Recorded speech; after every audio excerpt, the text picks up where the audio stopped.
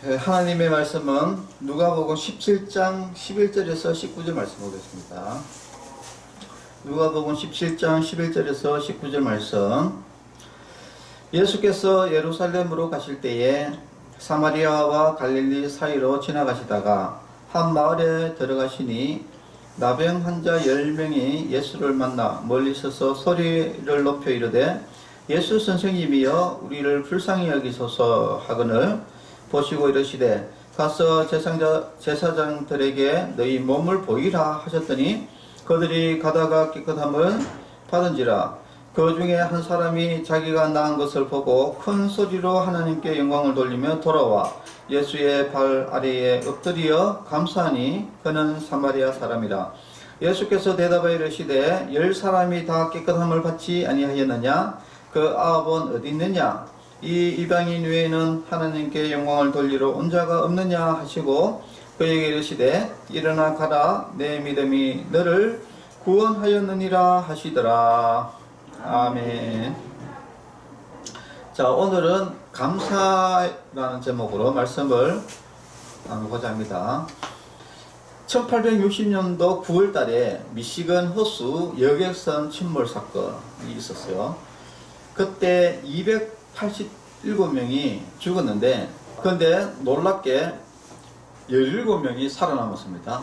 17명이 살아남았는데, 어떻게 살아남았냐 하면은, 어떤 한 사람이 그 근교에 있던 노스웨스턴 대학교의 수영선수였던 매드워드 스펜서라는 사람이 마침 그 여객선이 침몰한 곳에 목격을 한 거예요. 그래가지고 이 사람이 수영선수니까 재빨리 물에 뛰어들어가지고 거기 여객선에서 막 그 죽어가는 사람들을 막 이렇게 구해가지고 무트로 해서 17번을 왔다 갔다 하면서 17명을 살렸어요. 그래가지고 그 사건이 막 신문에 데스크톱이 됐어요. 그래서 수영 선수가 진짜 사람을 17명을 살려냈다. 데스크톱이 됐는데, 근데 너무 왔다 갔다 하면서 이제 지쳐가지고 그 탈진이 돼가지고 이제 결국은 그 스펜서라는 사람은 휠체어를 탈 수밖에 없는 그런 상황이 된 거예요. 그러니까 남을 구하다가 자기가 이제 완전히 하반신이 마비가 되어가지고 이제 휠체어를 타는 이제 상황이 되었습니다. 그 일이 있고 나서 이제 10년 후에 이 토레이 목사님이라고 아주 유명한 목사님이 있는데, 이제 목사님이 이렇게 예배를 드리고 있는데, 이제 목사님이 이제 그 이야기를 꺼냅니다.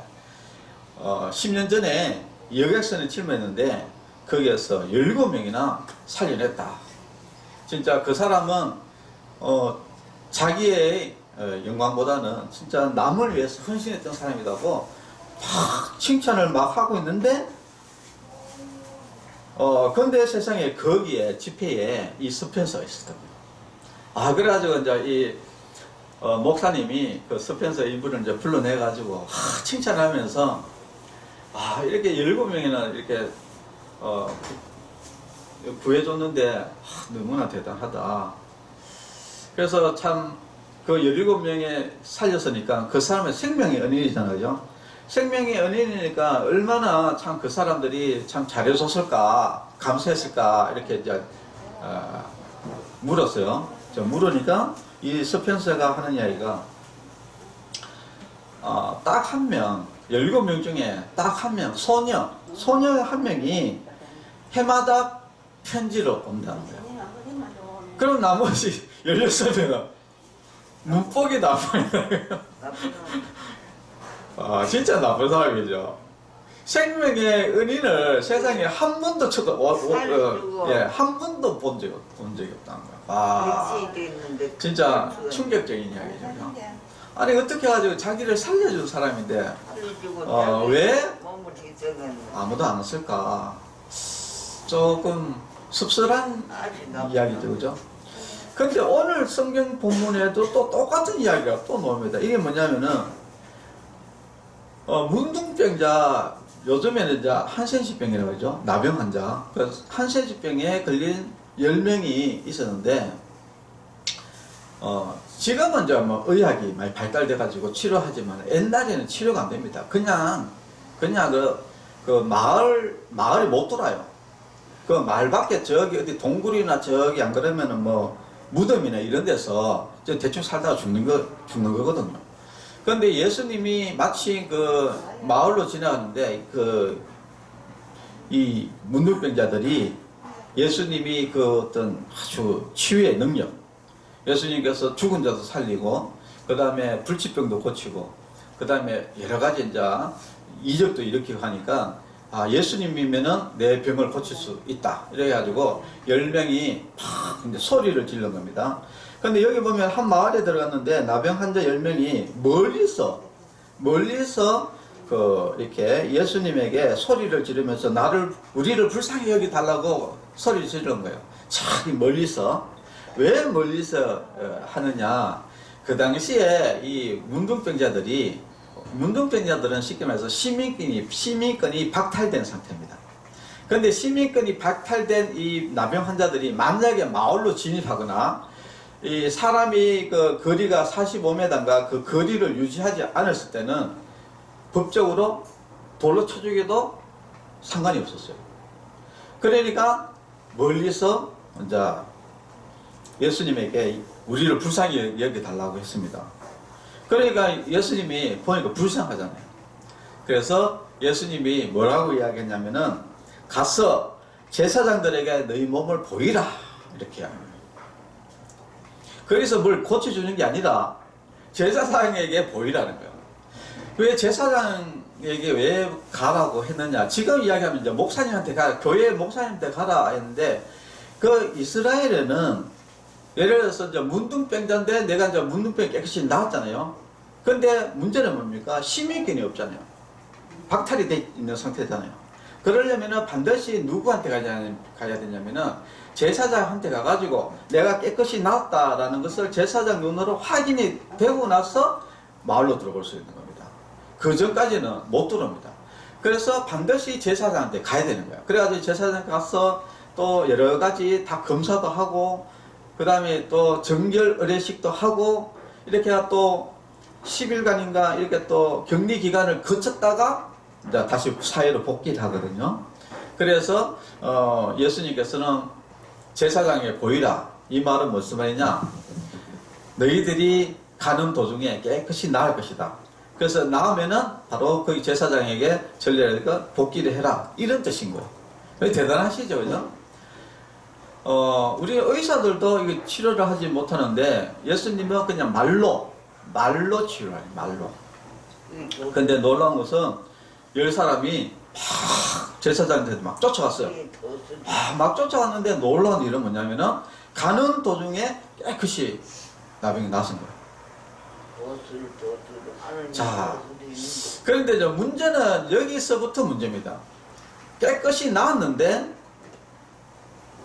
예수님 앞에 돌아와가지고 감사하다고 한 사람은 한 명밖에 없었다는 거예요. 네. 한 명밖에 없었는데 그것도 한 명이 누구냐? 사마리아 사람이었다 이야기예요. 우리도 그러면 우리 이렇게 보면 혼혈 쪽이죠. 혼혈. 그래서 뭐 베트남 한국 사람하고 뭐 베트남 사람하고 결혼하고 그러면은 혼혈이잖아, 그죠? 그런데 이스라엘 그 당시에는 유대인들은 이스라엘 사람들은 원래 본토 유대인들이 있었고 근데 이제 이스라엘 사람들이 이런 바벨론이나 페르시아나 이런데 포로로 붙잡혀 가가지고 그쪽에서 혼혈이 된 사람이 있었어요. 혼혈.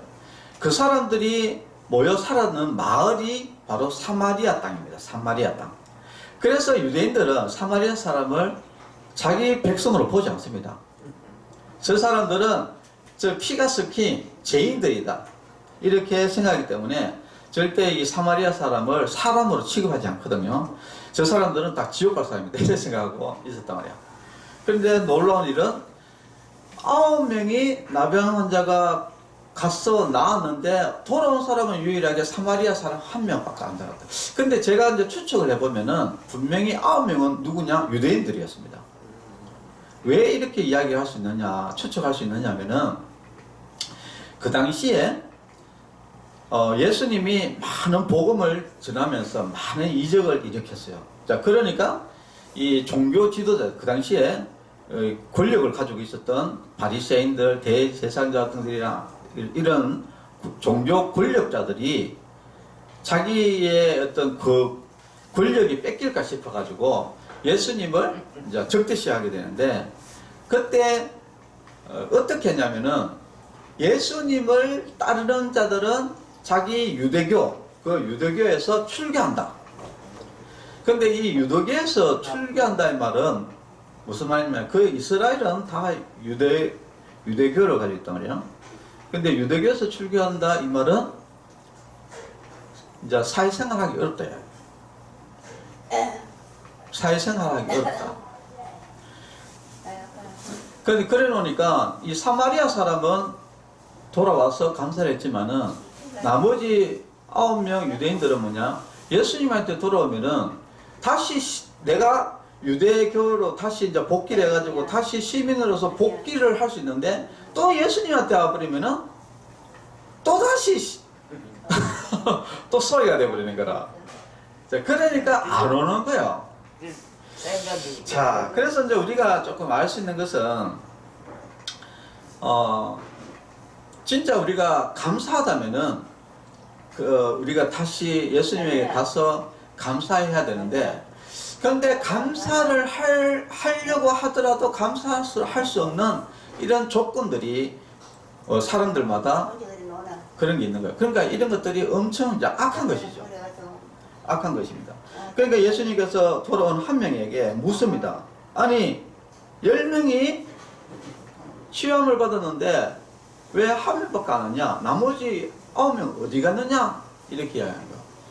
이 말에 있어서 중요한 건 뭐냐면은, 아니 당연히 돌아와서 당연히 감사해야 되는데 왜 당연히 감사하지 않느냐? 왜 하나님께 영광을 돌리지 않느냐? 왜 감사하지 않느냐? 라는 이런 말이 포함이 되는 거예요. 그러니까 우리가 이게 보면은 우리가 인생을 살 때에 감사해야 될 때는 반드시 감사를 해야 됩니다. 그런데 감사해야 될 것을 감사하지 않는 사람들이 너무나 많아요. 너무나 많습니다. 그래서 지금 이 시대는, 물론 지금 이 시대뿐만 아니라 모든 데 보면은 사람은 이제 근본적으로 감사를 안 하려고 그래요. 감사 안 하고 오히려 불평을 늘었습니다. 왜냐하면 근본적으로 사람은 죄인으로 태어나기 때문에 죄성을 가지고 태어나요. 그러니까 항시 좋은 이야기를 하는 것보다는 항시 나쁜 이야기들을 하거든요. 그래서 감사해야 될 때도 분명히 감사를 해야 되는데 오히려 감사하는 것이 아니라 불평하는 거예요. 우리가 여러분들 속담도 있지 않습니까? 죽은 사람 살려냈다면은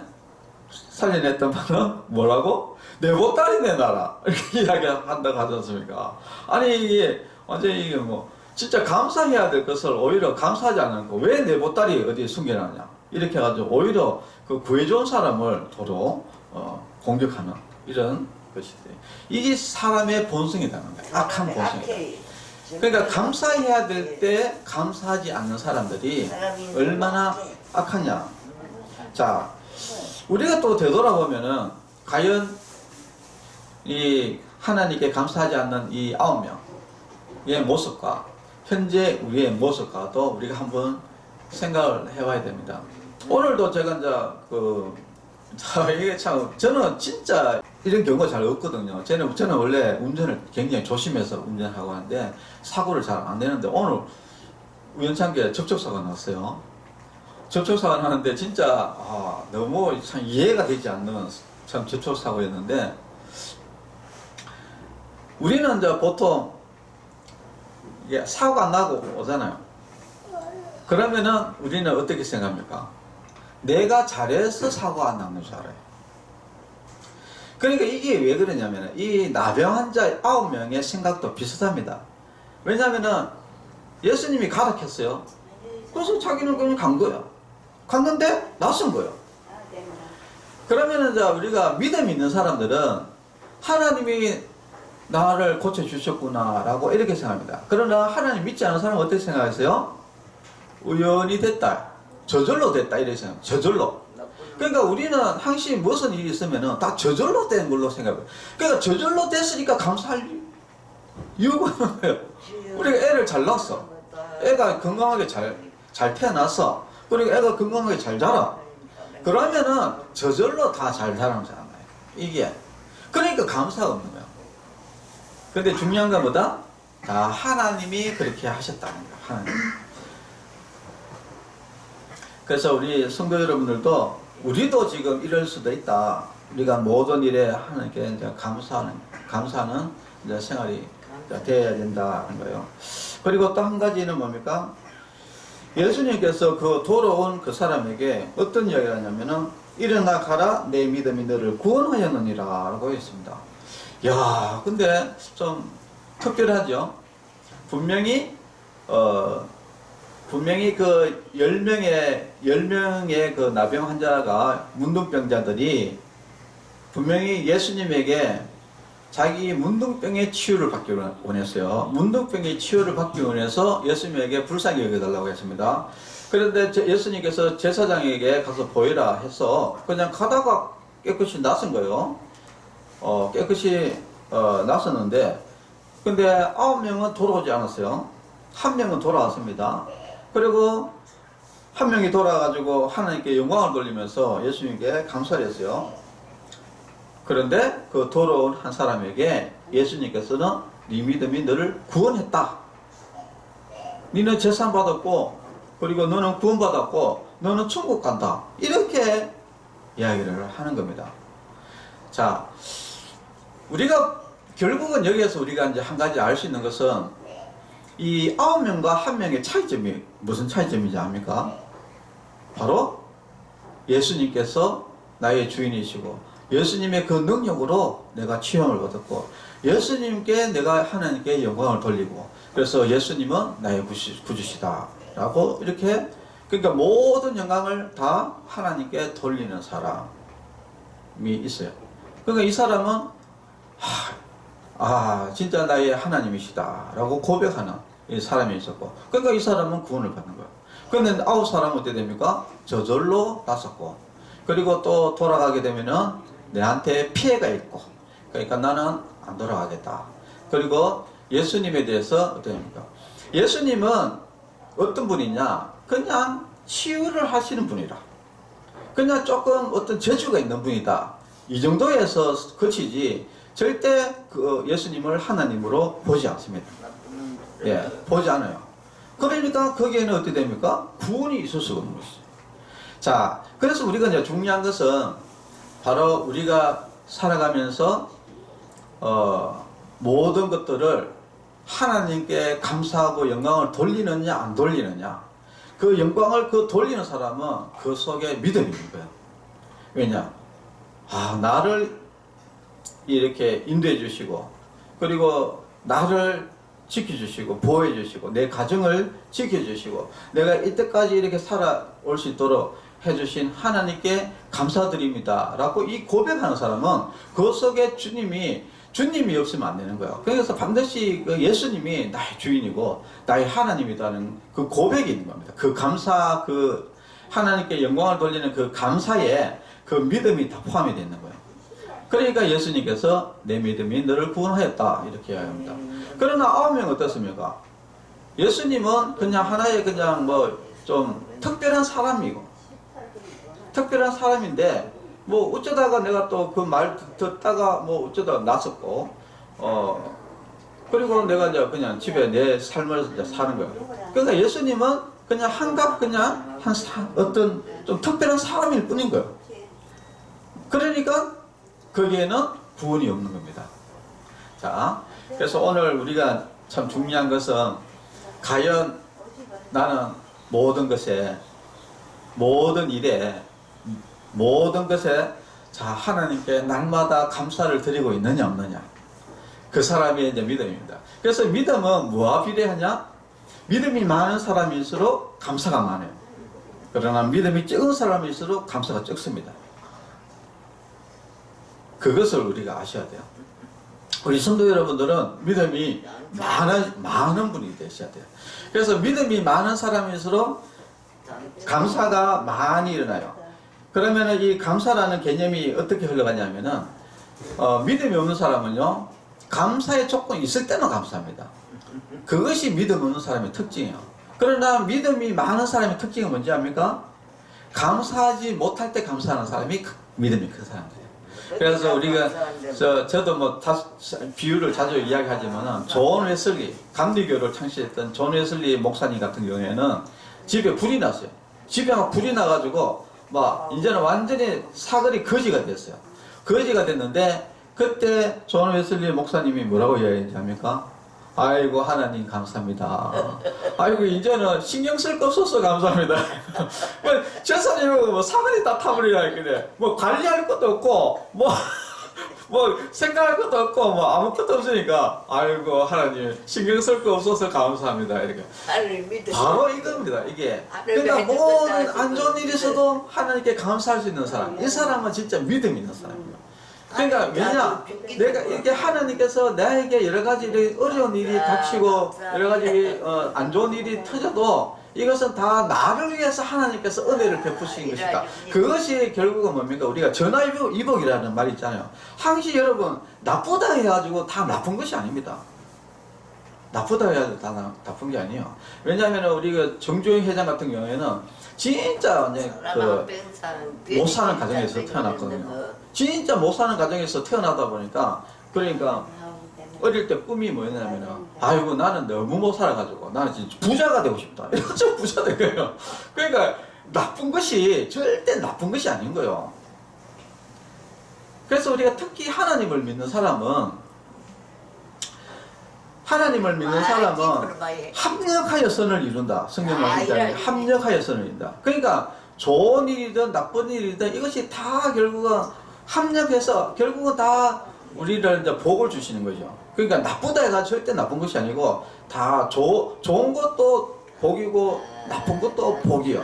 이것이 바로 믿음 있는 사람들에게 있는 믿음 있는 사람들이 이제 하는 고백입니다. 그래서 믿음 있는 사람은 항시 감사가 놓을 수밖에 없습니다. 그러니까 좋은 일이나 나쁜 일이나 슬픈 일이나 괴로운 일이나 어떤 일이 닥쳐도 늘 하나님께 감사하는 사람이라는 겁니다. 그래서 우리 성도 여러분들도 오늘 이런 악한 사람들, 진짜 하나님의 은혜로 여기지 않는 사람들, 이런 사람이 우리는 되어서는 안 되고 우리는 모든 일에 하나님께 감사하는 그런 성도 여러분이 꼭 되시기를 바라겠습니다. 기도하겠습니다. 하나님 아버지 감사합니다. 우리는 날마다 살면서 과연 모든 일들이 저절로 다 이렇게 이루어지는 걸로 생각하고 있지 않은지, 그러나 하나님께서는 모든 것이 우리에게 은혜를 베푸신 것이고 복을 베푸신 것인데 우리는 그것을 하나님의 은혜를 가벼이 여기지 않았는지 한번 또 되돌아보는 시간 되게 해주시고, 이제부터라도 모든 소소한 일, 큰 일, 작은 일, 또 슬픈 일, 고난의 일, 그리고 기쁜 일, 슬픈 일, 모든 것들에 있어서 날마다 하나님께 감사와 찬양과 영광을 돌리는 그런 믿음의 성도들이 되게 하여 주시옵소서. 예수님의 이름으로 기도합니다. 아멘. 네, 우리 축도로 예배 마칠게요. 네, 이제는 우리 주 예수 그리스도의 은혜와 하나님의 사랑과 성령님의 교통하심이 성도들의 머리 위에와 가정과 자녀들 위에 이제로부터 영원토록 함께 있을지어다. 아멘. 네, 감사합니다.